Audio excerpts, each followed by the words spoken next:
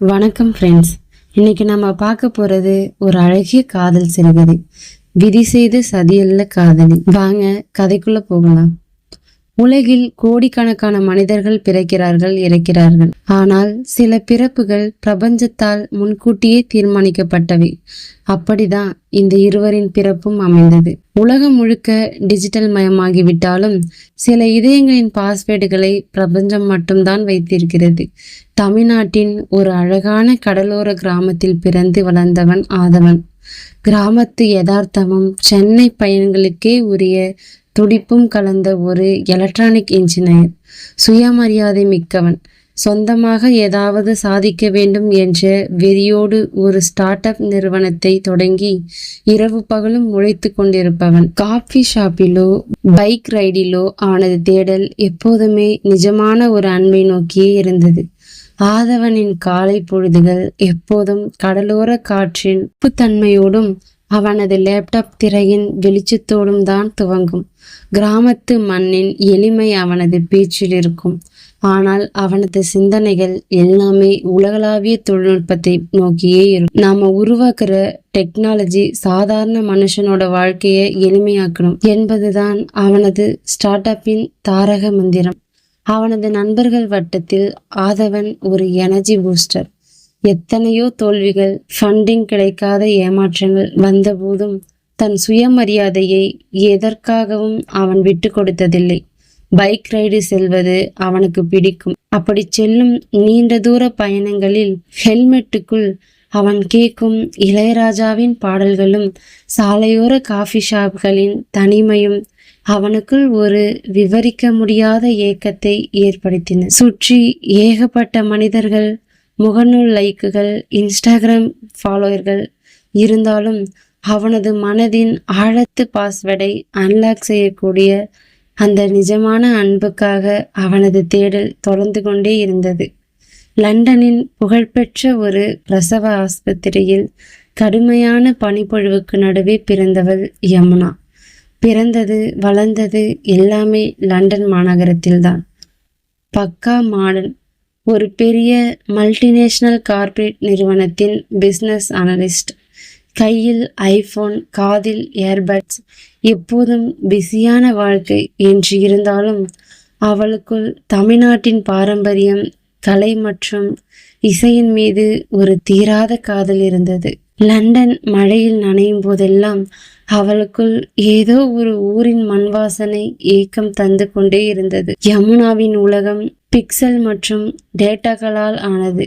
லண்டனின் அதிவேக under ground ரயில்களிலும் கண்ணாடி இழை கார்ப்பரேட் கட்டிடங்களிலும் அவளது நாட்கள் நகர்ந்தன. மேற்கத்திய நாகரிகத்தின் உச்சத்தில் வாழ்ந்தாலும் அவளது வீட்டு வரவேற்பறையில் ஒரு நடராஜர் சிலையும் காதில் எப்போதும் மெல்லிய கர்நாடக இசையும் தவழ்ந்து கொண்டே இருக்கும்.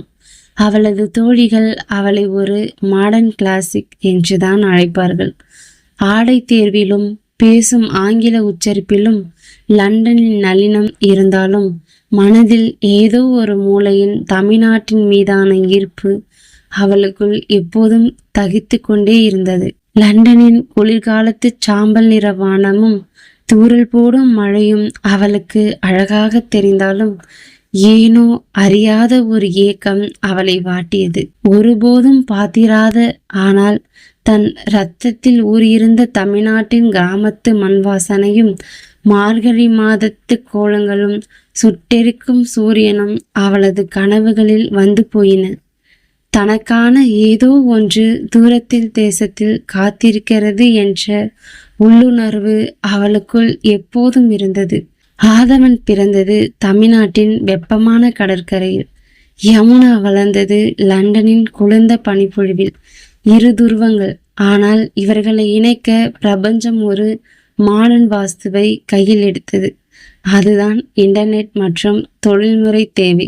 லண்டன் நிறுவனத்தின் ஒரு பெரிய ப்ராஜெக்டுக்காக யமுனா இந்தியா வர வேண்டிய சூழலை விதி உருவாக்கியது.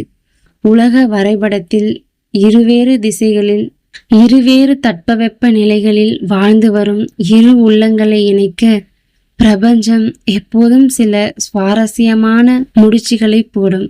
இந்த முறை அது தேர்ந்தெடுத்தது டிஜிட்டல் உலகத்தை.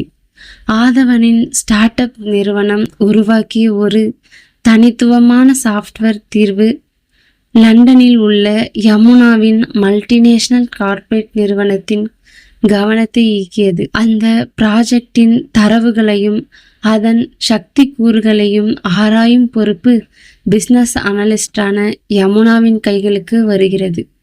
கோப்புகளையும் குறியீடுகளையும் ஆராயும் போதே அதற்கு பின்னால் இருக்கும் ஒரு தமிழனின் உழைப்பும் அறிவும் அவளை வியக்க வைக்கிறது. மின்னஞ்சல்களும் ஆன்லைன் மீட்டிங்களும் இருவருக்குள்ளும் ஒரு தொழில்முறை பாலத்தை அமைக்கின்றன. திரையின் மறுபக்கத்தில் இருக்கும் ஆதவனின் கணீரென்ற குரலும் அவனது தெளிவான பார்வையும் யமுனாவை ஈர்க்க, மறுபுறம் லண்டன் உச்சரிப்புக்கு நடுவிலும் யமுனாவின் பேச்சில் வெளிப்படும் தமிழின் மீதான மரியாதையும் அவளது நுணுக்கமான கேள்விகளும் ஆதவனை வியப்பில் ஆழ்த்துகின்றன. இந்த ப்ராஜெக்டை அடுத்த கட்டத்திற்கு எடுத்துச் செல்லவும், கணினியில் பார்த்த தரவுகளை நேரடியாக களத்தில் ஆய்வு செய்யவும் யமுனா இந்தியா செல்ல வேண்டும் என்ற அதிகாரப்பூர்வமான உத்தரவு லண்டன் தலைமையகத்தில் இருந்து பிறப்பிக்கப்பட்டிருக்கிறது. விதியின் நெட்வொர்க் கச்சிதமாக வேலை செய்ய துவங்குகிறது. லண்டனின் பனித்துளியையும் தமிழ்நாட்டின் புயலும் நேருக்கு நேர் சந்தித்து கொள்ளும் அந்த புள்ளியை நோக்கி யமுனாவின் விமானம் டிக்கெட் தயாராகிறது. கிலோமீட்டர்கள் தொலைவில் இருந்த இரு இதயங்களின் பாஸ்வேர்டுகளும் இப்போது பிரபஞ்சத்தின் கிளவுட் ஸ்டோரேஜில் ஒன்றிணைய காத்திருக்கின்றன. சென்னையின் சர்வதேச விமான நிலையத்தின் வருகை முனையும் எப்போதும் போல மனிதர்களின் பரபரப்பாலும் அறிவிப்பு பலகைகளின் சத்தத்தாலும் நிறைந்திருக்கிறது. லண்டனின் -டிகிரி குளிரையும் பனிப்பொழிவையும் பழகிய யமுனாவிற்கு சென்னை ஏர்போர்ட்டின் கதவுகள் திறந்தவுடனேயே எதிர்கொண்ட அந்த ஆகஸ்ட் மாதத்து வியர்வையும் வெப்பமும் ஒரு நொடி திணறடித்தன. கார்ப்பரேட் உடையில் கச்சிதமாக ட்ரீம் செய்யப்பட்ட கூந்தலோடு ஒரு கையில் ஐபோனும் மறு கையில் தனது பிராண்ட் லக்கேஜ் ட்ராலியையும் பிடித்து கொண்டு அவள் வெளியே வந்தாள். சுற்றிலும் ஒலித்த தமிழ் மொழியின் சத்தமும் வாகனங்களின் ஹாரன் ஒலிகளும் சென்னையின் டிராஃபிக் ஆரம்பத்தில் அவளுக்குள் ஒரு சிறிய எரிச்சலையும் அயற்சியையும் தந்தன. வெல்கம் டு சென்னை என்று மனதிற்குள் சொல்லிக்கொண்டு தன்னை வரவிருக்கும் இந்திய பார்ட்னரை தேடி தன் பார்வையை சுழற்றிவிட்டாள். அதே நேரத்தில் ஏர்போர்ட் வாசலின் இரும்பு தடுப்புகளுக்கு பின்னால் ஆதவன் அவளுக்காக காத்து கொண்டிருந்தான். அவனது வழக்கமான ஃபார்மல் உடைகளின்றி ஒரு நீல நிற ஜீன்ஸும் முழங்கை வரை மடிக்கப்பட்ட வெளிர் நிற சட்டையும் அணிந்திருந்தான். காஃபி ஷாப்பிலும் பைக் ரைடிலும் எத்தனையோ முகங்களை பார்த்த அவனது கண்கள் இப்போது லண்டனிலிருந்து வந்த அந்த பிசினஸ் அனலிஸ்டை தேடின. கையில் A4 பேப்பரில் யமுனா என்று பெயர் எழுத்துக்களில் எழுதப்பட்ட போர்டை ஏந்தியபடி கூட்ட நெரிசலுக்கு நடுவே நிமிர்ந்து நின்று கொண்டிருந்தான்.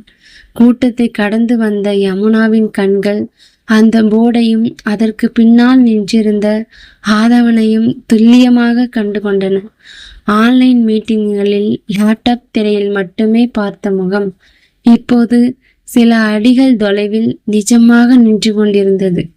அவள் மெதுவாக அவன் அருகில் நடந்து வந்தாள். அவளது ஹைஹில் சத்தம் அந்த பரபரப்பிலும் அவனுக்கு கேட்டதோ என்னவோ. அவன் சற்றென்று போர்டை தாழ்த்தி அவளை பார்த்து புன்னகைத்தான். யமுனா தன் முகத்திலிருந்த சோர்வை மறைத்து ஒரு புன்னகையை வரவழைத்து கொண்டு, ஹாய், ஐ எம் யமுனா என்று கூறி தன் வலது கையை அவனுக்கு நேராக நீட்டினாள். அவளது லண்டன் ஆங்கில உச்சரிப்பில் ஒரு தனி கம்பீரம் இருந்தது. ஆதவன் சற்றும் தயங்காமல் அவளது மென்மையான கைகளை பற்றி, ஹாய், நான் ஆதவன், வெல்கம் டு தமிழ்நாடு என்று தன் சொந்த மொழியான தமிழில் அந்த யதார்த்தமான புன்னகையோடு கூறினான். அவள் கையை அவன் பற்றி அந்த வினாடி பிரபஞ்சம் தன் அடுத்த மேஜிக்கை செய்தது. யமுனாவின் காதுகளில் அதுவரை கேட்டுக்கொண்டிருந்த ஏர்போர்ட் சத்தமும் அவளது நினைவில் இருந்த லண்டனின் குளிர்ந்த காற்றுமே அப்படியே மெதுவாக மறைவது போல் இருந்தது. அதற்கு பதிலாக ஏதோ ஒரு தூரத்து தமிழ்நாட்டு கிராமத்து வயல்வெளியில் இருந்து வீசும் காற்றில் மிதந்து வரும் மெல்லிய புல்லாங்குழல் இசை அவளது மனதிற்குள் மட்டும் கேட்பது போன்ற ஒரு வித்தியாசமான உணர்வு. அந்த முதல் கைகுலுக்களில் வெப்பத்திலேயே இருவருக்குள்ளும் ஏதோ ஒரு மின்சாரம் பாய்ந்தது போன்ற ஒரு அதிர்வு. டிஜிட்டல் திரைகளை கடந்து டேட்டாக்களை தாண்டி இரண்டு வெவ்வேறான உலகங்கள் இந்த ஒரே ஒரு தொடுதலில் ஒன்றிணைந்தன. இருவரும் கைகளை பிரித்த பிறகும் அந்த தொடுதலின் வாசம் இருவர் மனதிலும் அப்படியே தங்கியிருந்தது. ப்ராஜெக்ட் வேலைகளுக்காக இருவரும் ஒன்றாக பயணிக்கும் நாட்கள் தொடங்கின. ஆரம்பத்தில் இருவேறு துருவங்களின் சந்திப்பு என்பதால் யமுனாவின் லண்டன் ஆட்டிடியூடும் ஆதவனின் லோக்கல் யதார்த்தமும் ஆங்காங்கே மோதிக்கொண்டன. யமுனா எல்லாவற்றிலும் ஒரு கார்ப்பரேட் நேர்த்தியையும் நேர மேலாண்மையையும் எதிர்பார்த்தாள். ஆதவனும், டென்ஷன் ஆகாதீங்க யமுனா, நம்ம ஊர் டிராஃபிக்கு மனுஷங்க மனசு கொஞ்சம் நிதானமாக தான் வேலை செய்யும், ஆனால் கரெக்டாக சேர்ந்துடும் என்று யதார்த்தமான புன்னகையால் அவளது பதற்றத்தை குறைப்பான். ஒரு நாள் மதியம் மீட்டிங் முடிந்து வெளியே வந்தபோது கடுமையான தலைவலி காரணமாக யமுனா, அதவா எனக்கு ஏதாவது ஒரு 5 ஸ்டார் ஹோட்டல் காஃபி வேணும், அப்போதான் என் தலைவலி மாறும் என்றாள். ஆதவன் அவளை பார்த்து மெலிதாக சிரித்துவிட்டு, 5 ஸ்டார் ஹோட்டல்ல காஃபி கப் அழகா இருக்கும், ஆனா சுவையா இருக்காது, நான் கூட்டிட்டு போற இடத்துக்கு வாங்க என்று கூறி அவளை ஒரு ரோட்டோர ஃபில்டர் காபி கடைக்கு அழைத்து சென்றான். அந்த சிறிய கடையின் வாசலில் பித்தளை டபராவில் நுரை பொங்க பொங்க ஆற்றப்பட்ட காஃபியின் வாசம் அந்த தெரு முழுவதையும் ஆக்கிரமித்திருந்தது. ஆரம்பத்தில் அந்த சூழலை சற்றும் தயக்கத்துடன் பார்த்த யமுனா ஆதவன் நீட்டிய டபரா காஃபியை வாங்கி முதல் முறை பருகினாள். அந்த நொடி சுட சுட நாக்கு நனைத்த காஃபியின் அசல் சுவையும் நறுமணமும் அவளது ஒட்டுமொத்த சோர்வையும் பறக்கடித்தது. வாவ், திஸ் இஸ் அமேசிங் என்று கண்கள் விரிக்க அவள் கூற, இதுதான் நம்ம ஊர் ஃபில்டர் காஃபி என்று ஆதவன் பெருமையோடு கண்ணடித்தான். லண்டனின் கஃபே லட்டேக்களை மறந்து அந்த ரோட்டோர காஃபிக்கு அவள் முழுமையாக அடிமையாகினாள். வெறும் லேப்டாப்பும் பிசினஸ் பிரசன்டேஷனுமாக முடங்கி கிடந்த யமுனாவின் உலகத்தை ஆதவன் மெல்ல மாற்ற தொடங்கினான். வார இறுதி நாட்களில் அவளை தன் பைக்கில் பின்னால் அமர வைத்து தமிழ்நாட்டின் பாரம்பரியமிக்க இடங்களுக்கு, கலைநயமிக்க கோயில்களுக்கும் அழைத்து சென்றான். மாபெரும் கோபுரங்களின் நிழலும் தூண்களின் செதுக்கப்பட்டிருந்த தமிழர்களின் சிற்ப கலைகளும் பார்க்கும்போது யமுனா மெய்சிலித்து போனாள். நூற்றுக்கணக்கான ஆண்டுகளுக்கு முன்பே இவ்வளவு துல்லியமான தொழில்நுட்பத்தை நம் முன்னோர்கள் பயன்படுத்தியிருக்கிறார்களா என்று வியந்தாள். கோயில் பிரகாரங்களில் வயதான பாட்டிகள் பூவிற்கும் அழகையும் அவர்களின் கள்ளமில்லா புன்னகையையும் அன்போடு விசாரிக்கும் குணம் என ஒவ்வொன்றையும் அவள் தன் கேமராவிலும் மனதிலும் ஆவணப்படுத்தி கொண்டாள். அப்படி ஒரு நாள் அவர்கள் ஒரு கிராமத்து சாலையை கடந்து செல்லும் போது சற்றென்று வானம் இருண்டு பெரிய மழை துளிகள் மண்ணில் விழத் தொடங்கின. பைக் ரைடில் இருந்த இருவரும் நனைய தொடங்க ஆதவன் சாலையோரம் இருந்த ஒரு பெரிய ஆலமரத்தின் கீழ் பைக்கை நிறுத்தினான். சுட சுட காய்த்திருந்த அந்த தமிழ்நாட்டு மண்ணில் முதல் மழை துளிகள் விழுந்ததும் எழுந்த அந்த அசல் மண் வாசனை யமுனாவின் நாசிகளை துளைத்தது. லண்டனின் குளிர்கால மழையில் ஒருபோதும் உணராத ஒரு பேரானந்தம் அவளுக்குள் ஊற்றெடுத்தது. கார்ப்பரேட் உடையில் இருந்ததையும் மறந்து அப்படியே மழையில் கைகளை நீட்டி நனைந்தாள். அவளது கைகளில் விழுந்த மழை துளிகளை பார்த்து ரசித்தபடி, லண்டன்ல பெய்கிற மழை வெறும் தண்ணி அதவா, ஆனா இங்க பெய்கிற மழைக்கு ஒரு உயிர் இருக்கு. இந்த மண் வாசனைக்காக தான் என் மனசு இத்தனை வருஷமா ஏங்கியிருக்கு போல என்று உணர்ச்சி பெருக்குடன் கூறினாள். மழையில் நனைந்து முகத்தில் ஒட்டியிருந்த கூந்தல் இழைகளோடு நம் பாரம்பரியத்தையும் மண்ணையும் அவள் நேசிக்கும் அந்த அழகை கண்ட ஆதவனின் நெஞ்சுக்குள் காதல் இன்னும் ஆழமாக இறங்கியது. ஒரு நாள் மாலை பொழுது அவர்கள் மகாபலிபுரம் கடற்கரையில் அமர்ந்திருந்தார்கள். அலைகள் கரையை தொட்டு செல்லும் சத்தமும் அந்தி பொழுதின் செவ்வானமும் அந்த இடத்தையே ஒரு கவிதையாக மாற்றியிருந்தது. கடற்கரை காற்று யமுனாவின் கூந்தலோடு விளையாடி கொண்டிருந்தது. யமுனா கடலையே வெறித்து பார்த்தபடி மெதுவாக பேசத் தொடங்கினாள். லண்டன்ல எல்லாமே பர்ஃபெக்டா இருக்கும் மாதவா. சிஸ்டம், டிராஃபிக், லைஃப்னு எல்லாமே கடிகார முள் மாதிரி ஓடும். ஆனா இந்த ஊர்ல இருக்கிற ஒரு லவ்லி ஃபீலிங், இந்த மனுஷங்களோட கொண்டாட்டம் அங்க இல்லை. உன் கூட இருக்கும்போது நான் லண்டன்ல வளர்ந்தவளானே தோணல. ஏதோ ரொம்ப வருஷத்துக்கு அப்புறம் என் சொந்த வீட்டுக்கு என் சொந்த மனுஷங்க கிட்ட வந்த மாதிரி ஒரு பாதுகாப்பான ஃபீலிங் இருக்கு. ஆதவன் அவளது முகத்தையே உற்று பார்த்தான். அவளது வார்த்தைகளில் இருந்த உண்மை அவனது இதயத்தை தொட்டது. அவன் மிகவும் யதார்த்தமான ஆனால் ஆழமான குரலில், அப்போ லண்டனை மறந்துட்டு இங்கே செட்டில் ஆயிடலாமே யமுனா என்றான். அந்த கேள்வி காற்றில் மிதந்து வந்து யமுனாவின் காதுகளில் விழுந்ததும் அவளது இதய துடிப்பு ஒரு நொடி நின்றது. அவள் சற்றென்று திரும்பி ஆதவன் கண்களை பார்த்தாள். அவனது கண்களில் விளையாட்டுத்தனம் இல்லை, ஒரு நிஜமான அன்பின் தேடலும் அவளை தன் வாழ்க்கை துணியாக்கி கொள்ள துடிக்கும் காதலும் மட்டுமே தெரிந்தன. அந்த இடத்தில் வார்த்தைகள் அனைத்தும் அர்த்தமற்று போயின. இருவருக்குள்ளும் ஒரு மெச்சூர்டான யதார்த்தமான ரொமான்ஸ் மலர்ந்திருந்தது.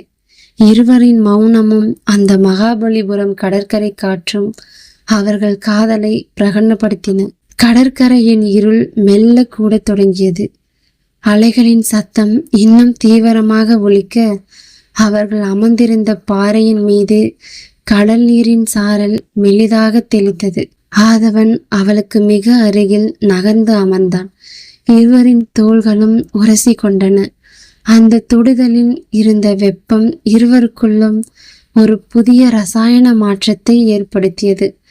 யமுனா மெதுவாக தன் தலையை ஆதவனின் தோள்களின் மீது சாய்த்தாள். லண்டன் கார்ப்பரேட் உலகின் அத்தனை பாரங்களும் பிசினஸ் அனலிஸ்டின் அத்தனை கணக்குகளும் அந்த நொடியில் காணாமல் போயின. ஆதவன் தன் கையை மெதுவாக உயர்த்தி அவளது தோள்களை அணைத்து கொண்டான். அவள் தன் முகத்தை உயர்த்தி ஆதவனின் கண்களை நேருக்கு நேர் பார்த்தாள். நிலவின் வெளிச்சம் அவளது கண்களில் பிரதிபலித்தது. அவளது இதழ்கள் லேசாக நடுங்கிக் கொண்டிருக்க ஆதவனின் பார்வை அவளது இதழ்களில் நிலைத்தது. வார்த்தைகளால் சொல்ல முடியாத காதலை பிரபஞ்சம் தன் அடுத்த மொழியின் மூலம் அவர்களுக்கு கடந்து துடித்தது. ஆதவன் மெதுவாக குனிந்து யமுனாவின் முகத்தை இரு கைகளாலும் ஏந்தினான். அவளது மூச்சு காற்றின் வெப்பம் அவனது முகத்தில் அடித்தது. இருவரின் இதய துடிப்பும் ஒரே சீராக அதிவேக ஒளியாக தொடங்கியது. மிகவும் மென்மையாக, அதே சமயம் அளவற்ற காதலோடு அவளது இதழ்களோடு தன் இதழ்களை இணைத்தான். அது வெறும் உடல் சார்ந்த தீண்டல் அல்ல, இருவேறு உலகங்களின் இருவேறு கலாச்சாரங்களின் ஆழமான சங்கமம். லண்டனின் பனித்துளியும் தமிழ்நாட்டின் புயலும் அந்த ஒரே ஒரு முத்தத்தில் உருகி ஒன்றாயின. அந்த முதல் முத்தத்தின் உஷ்ணத்தில் யமுனா தன் கண்களை இறுக்கமாக மூடிக்கொண்டு ஆதவனின் சட்டையை தன் விரல்களால் பற்றி கொண்டாள். அவளது இதழ்களின் மென்மையில் ஆதவன் தன்னை முழுமையாக மறந்தான். அவர்கள் கைகளை பிரிந்து இதழ்களை விலக்கிய போது இருவரின் முகத்திலும் ஒரு புதிய பொலிவு இருந்தது. யமுனாவின் முகம் வெட்கத்தால் சிவந்திருக்க அவளது காதுகளில் இப்போது எந்த குழலும் ஒலிக்கவில்லை. மாறாக ஆதவனின் இதய துடிப்பு மட்டுமே தெளிவாக கேட்டது. இனிமே என்னால உன்னை விட்டுட்டு லண்டன் போக முடியும்னு தோணலாதவா என்று அவள் அவனது நெஞ்சில் முகம் புதைத்து கூற, ஆதவன் அவளை இன்னும் இறுக்கமாக அணைத்து கொண்டு, உன்னை எங்கேயும் நான் அனுப்ப மாட்டேன் யமுனா. என்று காதலோடு பிராமிஸ் செய்தான். விதியின் நெட்வொர்க் இப்போது 100% சிக்னலோடு அவர்கள் காதலை முழுமையாக்கியிருந்தது. மகாபலிபுரத்து கடற்கரையில் பிரபஞ்சம் எழுதி முடித்த அந்த காதல் கவிதைக்கு கார்ப்பரேட் உலகம் தன் கடுமையான விதிகளால் முற்றுப்புள்ளி வைக்க காத்திருந்தது. ப்ராஜெக்ட் வேலைகள் அனைத்தும் மிக வெற்றிகரமாக முடிவடைந்தன. யமுனா உருவாக்கிய பிசினஸ் மாடலும் ஆதவனின் ஸ்டார்ட் அப் மென்பொருளும் லண்டன் தலைமையகத்தால் பெரிதும் பாராட்டப்பட்டன. ஆனால் அந்த வெற்றியின் பின்னால் பிரிய போகும் ஒரு பெரும் வலியின் நிழல் படிந்திருந்தது. யமுனா லண்டன் திரும்ப வேண்டிய அந்த அதிகாரப்பூர்வமான நாளும் வந்தது. சென்னை ஏர்போர்ட்டில் அவளை வழி அனுப்ப வந்த ஆதவனின் கைகளை பற்றி கொண்டு, நான் சீக்கிரம் எப்படியாவது இந்தியா வந்துடுவேன் ஆதவா என்று கண்ணீரோடு விடை பெற்றாள் யமுனா. ஆனால் விதி வேறு ஒரு கணக்கை வைத்திருந்தது. யமுனாவின் பெற்றோர் கடந்த 30 ஆண்டுகளுக்கும் மேலாக லண்டனிலேயே செட்டிலான பெரும் கோடீஸ்வரர்கள். கார்ப்பரேட் வட்டாரத்திலும் லண்டன் தமிழ் அமைப்புகளிலும் மிகப்பெரிய அந்தஸ்து கொண்ட குடும்பம் அது.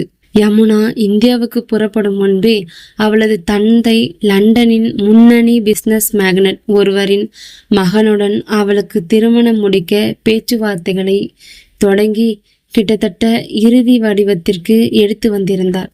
இந்தியாவிற்கு ஒரு சாதாரண ப்ராஜெக்ட் விஷயமாக போன தன் மகள் அங்கே ஒரு சாதாரண ஸ்டார்ட் அப் பையனிடம் தன் இதயத்தை கொடுத்துவிட்டு வந்திருக்கிறாள் என்ற உண்மை தெரிந்ததும் அந்த கார்ப்பரேட் குடும்பத்தில் புயல் வீச தொடங்கியது.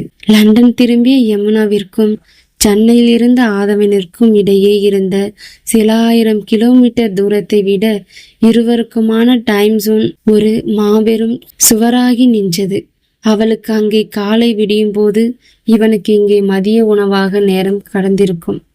இவன் தன் ஆபீஸ் வேலைகளை முடித்துவிட்டு அவளோடு பேச காத்திருக்கும் நள்ளிரவு நேரத்தில் அவளுக்கு அங்கே மாலை நேர கார்ப்பரேட் மீட்டிங்குகள் வரிசை கட்டி நிற்கும். மெல்ல மெல்ல இருவர்களின் டிஜிட்டல் தொடர்புகள் குறைய தொடங்கின. வெறும் வாட்ஸ்அப் மெசேஜ்களும் எப்போதாவது பேச முடிகிற சில நிமிட ஆடியோ கால்களும் மட்டுமே இவர்களின் காதலை தாங்கி பிடித்தன. இதற்கிடையில் யமுனாவின் மாற்றத்தை கவனித்த அவளது பெற்றோர் அவளது சுதந்திரத்திற்கு மறைமுகமாக வெளி போட்டனர். அவளது ஐபோன் கால்களும் மெசேஜ்களும் கண்காணிக்கப்பட்டன. நீ லண்டனோட டாப் பிஸ்னஸ் அனலிஸ்ட் யமுனா. இந்தியாவில் இருக்கிற ஏதோ ஒரு சின்ன கம்பெனி பையன் கூட நீ மணிக்கணக்காக பேசுறது நம்ம ஸ்டேட்டஸ்க்கு அழகில்லை என்று அவளது தாய் ஆலோசனைகள் கூற யமுனாவின் உலகம் தன் சொந்த வீட்டிற்குள்ளேயே சுருங்க தொடங்கியது. மறுபுறம் யமுனாவை எப்படியாவது நேரில் சந்தித்து நிலைமையை சரி செய்ய வேண்டும் என்று ஆதவன் துடித்தான். ஆனால் யதார்த்தம் அவனது கால்களை கட்டியிருந்தது. அவனது ஸ்டார்ட் அப் நிறுவனம் இன்னும் ஆரம்ப கட்டத்தில் தான் இருந்தது. நிலையான வருமானமோ ஒரு பெரிய கார்ப்பரேட் பின்னணியோ இல்லாததால் அவனுக்கு லண்டன் செல்வதற்கான விசா விண்ணப்பம் நிராகரிக்கப்பட்டது. தொழில்நுட்பத்தை வளைத்து விதியை இணைக்க நினைத்த எலக்ட்ரானிக்ஸ் இன்ஜினியரால் விசா என்ற ஒரு சாதாரண காகித தடையை தாண்ட முடியாமல் போனது. அவனுக்குள் ஒரு பெரும் ஏமாற்றத்தையும் இயலாமையையும் தந்தது. ஒரு நாள் இரவு சென்னையின் லேப்டாப் திரைக்கு முன்னால் சோர்வாக அமர்ந்திருந்த ஆதவனின் மொபைல் போன் ஒலித்தது. திரையில் லண்டன் சர்வதேச எண் மின்னியது. யமுனாதான் அழைக்கிறாள் என்ற ஆவலோடு, ஹாய் யமுனா என்று அவன் பேசத் தொடங்க மறுமுனையில் பேசியது அவளது தந்தை. அவரது குரலில் எந்த கோபமும் இல்லை.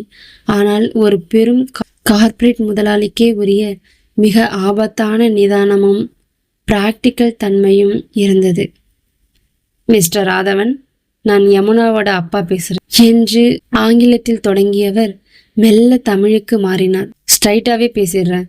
என் மகள் லண்டன்ல பிறந்து இங்க இருக்கிற டாப் சொசைட்டில வளர்ந்தவர்.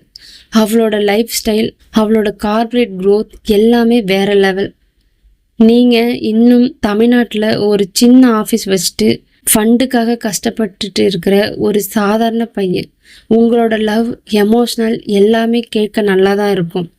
ஆனால் ப்ராக்டிக்கல் லைஃபுக்கு இது செட் ஆகாது. அவளுக்கு நாங்கள் இங்கே ஒரு பெரிய பிஸ்னஸ் மேக்னட் குடும்பத்தில் மேரேஜ் ஃபிக்ஸ் பண்ணிட்டு இருக்கோம். தயவு செஞ்சு அவளை மேற்கொண்டு டிஸ்டர்ப் பண்ணி அவள் கெரியர் லைஃப்பையும் ஸ்பாயில் பண்ணாதீங்க. அவரது ஒவ்வொரு வார்த்தையும் அவனின் சுயமரியாதையையும் அவனது உழைப்பையும் மிக கொடூரமாக காயப்படுத்தியது. சார், என் ஸ்டார்ட் அப் கண்டிப்பாக ஜெயிக்கும். யமுனாவை நான் நல்லா பார்த்துப்பேன் என்று அவன் சொல்ல வந்த வார்த்தைகள் அவனது தொண்டைக்குள்ளேயே நின்றுவிட்டன. அவளது தந்தை சொன்னதில் இருந்த யதார்த்தம் அவனது காதலை கேள்விக்குறியாக்கியது. ஒருவேளை தான் அவளது வாழ்க்கை குறுக்கே நிற்கிறோமோ, தன்னால் அவளுக்கு லண்டன் சொகுசு வாழ்க்கையை தந்துவிட முடியுமா என்ற கேள்விகள் அவனது ஈகோவை உடைத்து போட்டன. யமுனாவின் ஒட்டுமொத்த எதிர்காலத்துக்காகவும் அவளது குடும்ப அமைதிக்காகவும் ஆதவன் ஒரு கடினமான முடிவை எடுத்தான். அவன் மெல்ல அமைதியாகி அவளிடமிருந்து விலகத் தொடங்கினான். அவளது கால்களை தவிர்த்தான். ஆனால் லண்டனில் யமுனாவின் நிலைமை மிக மோசமாக இருந்தது. ஆதவனின் திடீர் மௌனமும் அவனது விலகலும் அவளை நிலைக்குலையச் செய்தன. தன் பெற்றோர் செய்த வேலைதான் இது என்று தெரிந்ததும் அவள் தன் குடும்பத்தினரிடம் முதன்முறையாக கலகம் செய்தாள். எனக்கு அந்த லண்டன் மாப்பிள்ளையும் வேண்டாம், இந்த சொகுசு வாழ்க்கையும் வேண்டாம். எனக்கு ஆதவன் மட்டும்தான் வேணும். அவனோட அந்த ரோட்டோட காஃபியும் மகாபலிபுர கடற்கரையும் அவன் தர அந்த உண்மையான அன்பு மட்டும் என் லைஃப் என்று கதறி அழுதாள். நாட்கள் நகர நகர என் குரலை கேட்க முடியாமல், அவனது தொடுதலை உணர முடியாமல் யமுனா கடுமையான மன அழுத்தத்திற்கு உள்ளானாள். எப்போதும் கையில் ஐபோனும் காதில் ஏர்பட்ஸுமாக சுறுசுறுப்பாக வலம் வந்த அந்த லண்டன் பனித்துளி இப்போது தன் அறையின் ஜன்னலோரம் அமர்ந்து லண்டன் மலையை பார்த்தபடி கண்ணீர் வடித்து கொண்டிருந்தாள். அவளது கண்களில் கார்ப்பரேட் கனவுகள் இல்லை, மாறாக தமிழ்நாட்டு மண் வாசனையும் தன் பாஸ்வேர்டை வைத்திருக்கும் தன் ஆதவனின் முகமும் மட்டுமே நிழலாடி கொண்டிருந்தது. லண்டனின் மைய பகுதியில் இருந்த அந்த புகழ்பெற்ற சொகுசு ஹோட்டலின் பிரம்மாண்டமான அரங்கம் மின் விளக்குகளால் ஜொலித்து கொண்டிருந்தது. யமுனாவிற்கும் அந்த லண்டன் பிசினஸ் மேக்னட்டின் மகனுக்கும் இடையிலான திருமண நிச்சயதார்த்த விழா அது. கார்ப்பரேட் உலகின் உன்னத மனிதர்கள், வைர நகைகள், பட்டு ஆடைகள் என அந்த இடமே ஆடம்பரத்தின் உச்சத்தில் இருந்தது. ஆனால் அந்த ஆடம்பரத்தின் நடுவே யமுனா மட்டும் ஒரு உயிரற்ற மெழுகு பொம்மை போல அமர்ந்திருந்தாள். அவளது விரலில் அந்த வைர மோதிரம் மாட்டப்பட்ட போதும் அவளது கண்கள் எதையும் பார்க்கவில்லை.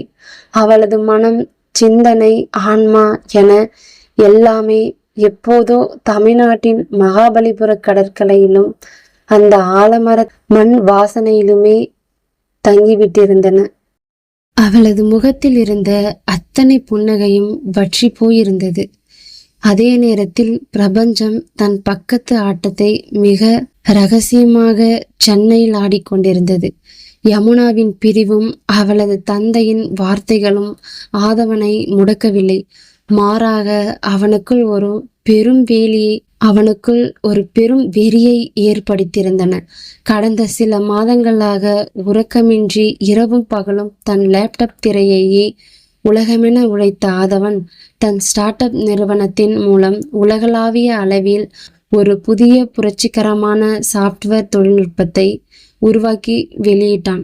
அது வெளியான சில வாரங்களிலேயே சிலிகான் வெளி முதல் லண்டன் வரை ஒட்டுமொத்த சர்வதேச தொழில்நுட்ப உலகையும் அதிர வைத்தது. லண்டனைச் சேர்ந்த ஒரு மாபெரும் வெஞ்சர் கேபிட்டல் நிறுவனம் ஆதவனின் தொழில்நுட்பத்தில் பல மில்லியன் டாலர்களை முதலீடு செய்ய முன்வந்தது. அவசர கால பிசினஸ் விசா ஏற்பாடுகளையும் செய்தது.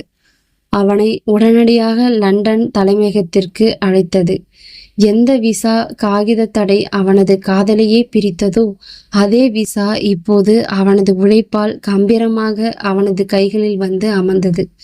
விதியின் நெட்வொர்க் அதிவேகத்தில் செயல்பட தொடங்கியது. லண்டன் மாநகரத்தில் அன்று கடுமையான பனிப்பொழிவு இருந்தது. வானிலிருந்து உதிர்ந்த வெண் பனித்துளிகள் அந்த நகரத்தையே பூர்த்தியிருந்தன. ஆச்சரியங்கள் என்னவென்றால், ஆதவனை முதலீட்டிற்காக அழைத்த அந்த லண்டன் நிறுவனத்தின் பிசினஸ் லவுஞ்ச் யமுனாவின் நிச்சயதார்த்த விழா நடக்கும் அதே புகழ்பெற்ற ஹோட்டலின் மேல்தளத்தில்தான் அமைந்திருந்தது. ஆதவனின் பிசினஸ் மீட்டிங் மிக வெற்றிகரமாக முடிந்தது. $1 மில்லியன் ஒப்பந்தத்தில் கையெழுத்திட்டு உலகமே வியந்து பார்க்கும் ஒரு இளம் தொழில் முனைவோராக அவன் அந்த லவுஞ்சை விட்டு வெளியே வந்தான். கோட் சூட் உடையில் அளவற்ற கம்பீரத்தோடு அவன் லிப்டில் இருந்து இறங்கி ஹோட்டலின் பிரதான வாயிலை நோக்கி நடந்தான். அதே நேரத்தில் நிச்சயதார்த்த விழா முடிந்து தனது குடும்பத்தினருடன் நிச்சயம் செய்யப்பட்ட அந்த பையனுடனும் சோகமே உருவாய் ஹோட்டல் வாசலில் நின்றிருந்த காரை நோக்கி மெல்ல நடந்து வந்து கொண்டிருந்தாள் யமுனா. அவளது தலை கவிழ்ந்திருந்தது. கண்களில் கண்ணீரின் ஈரம் காய்ந்திருக்கவில்லை. சற்றென்று யமுனாவின் கையில் இருந்த அவளது ஐபோன் ஒரு விசித்திரமான ஒளியுடன் அதிர்ந்தது. சர்வதேச தொழில்நுட்ப செய்திகளின் முக்கிய நோட்டிபிகேஷன் அது. லண்டனின் முன்னணி நிறுவனம் தமிழ்நாட்டின் இளம் ஸ்டார்ட் அப் நிறுவனமான ஆதவனின் நிறுவனத்துடன் $பல மில்லியன் கூட்டாண்மை ஒப்பந்தத்தில் கையெழுத்திட்டது. திரையில் மின்னிய தன் காதலனின் பெயரை கண்டதும் யமுனாவின் இதயம் ஒரு நொடி துடிப்பதை நிறுத்தி கொண்டது.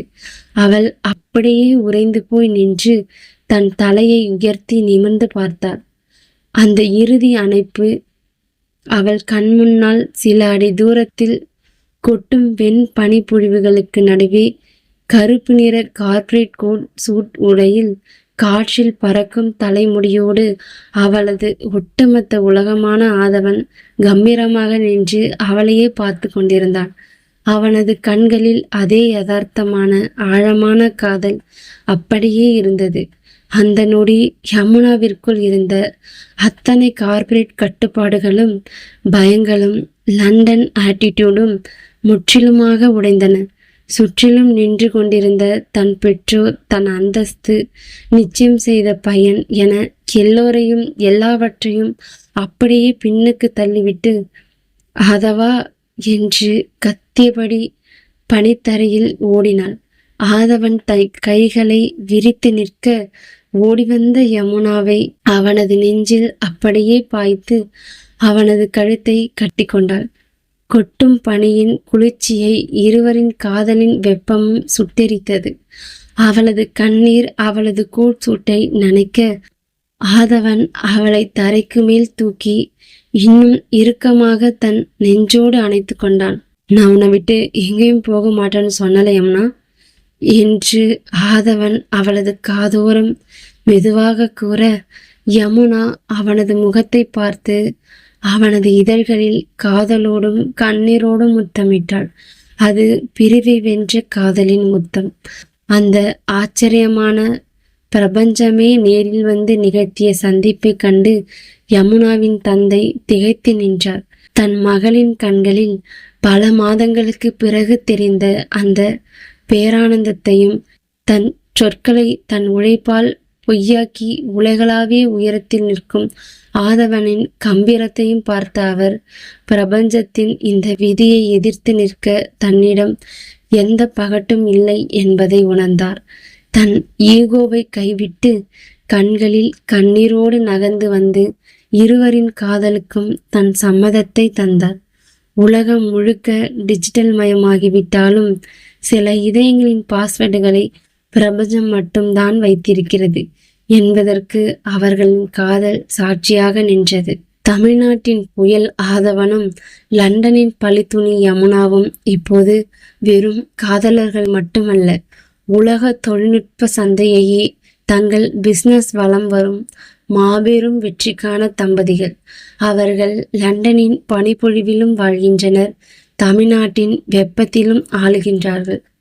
ஆனால் அவர்கள் உலகை சுற்றிவிட்டு எத்தனை முறை சென்னைக்கு வந்தாலும் காரில் இருந்து இறங்கி நேராக சென்னை ஏர்போர்ட் வாசலுக்கு வருவார்கள். அங்கே தங்களின் அந்த முதல் சந்திப்பின் நினைவாக தங்களின் அத்தனை கார்ப்பரேட் அந்தஸ்துகளையும் மறந்து அந்த பழைய ரோட்டோர கடையின் பித்தளை டபராவில் நுரை பொங்கும் ஃபில்டர் காஃபியை வாங்கி ஒருவருக்கொருவர் பகிர்ந்து குடிப்பதை வழக்கமாக கொண்டுள்ளார்கள். அந்த காஃபியின் நறுமணத்திலும் வீசும் சென்னை சாலையின் மண் வாசனையிலும் அவர்களின் காதல் என்றும் அழியாமல் வாசம் வீசிக்கொண்டே இருக்கின்றது. பிரபஞ்சம் அவர்களை என்றும் பிரிக்க முடியாதபடி தன் பிரத்யேக பாஸ்வேர்டால் என்றென்றுமாக இணைத்துவிட்டது. இது போன்ற காதல் கதைகளை தொடர்ந்து கேட்க நமது அவள் கீதம் சேனலை சப்ஸ்கிரைப் செய்து ஆதரவு கொடுங்க ஃப்ரெண்ட்ஸ். நன்றி.